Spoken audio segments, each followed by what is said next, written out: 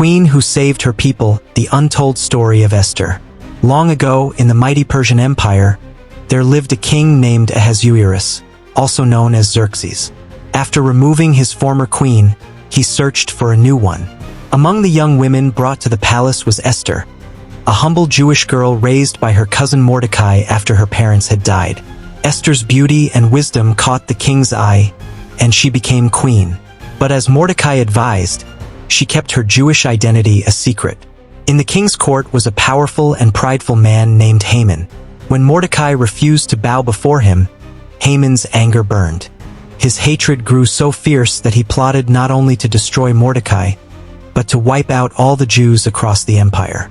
With cunning words, Haman convinced the king to issue a decree of destruction. The order was sealed with the king's ring and could not be revoked.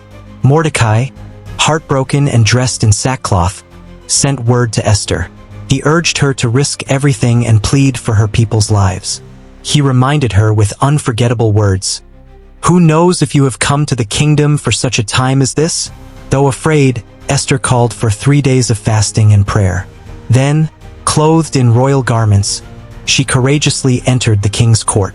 The king extended his golden scepter, sparing her life and granting her audience.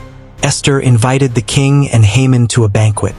And there, with courage and wisdom, she revealed her true identity and exposed Haman's wicked plan. The king was furious. He ordered Haman to be executed on the gallows he had built for Mordecai. Although the first decree could not be undone, the king issued a new order. The Jews were given the right to defend themselves. On the appointed day, they rose and triumphed over their enemies. Mordecai was honored with a high rank, and the Jewish people celebrated their miraculous deliverance.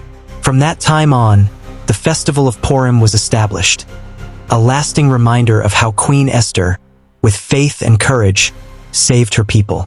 This is the untold story of Esther, the queen who changed history. What do you think about Queen Esther's courage?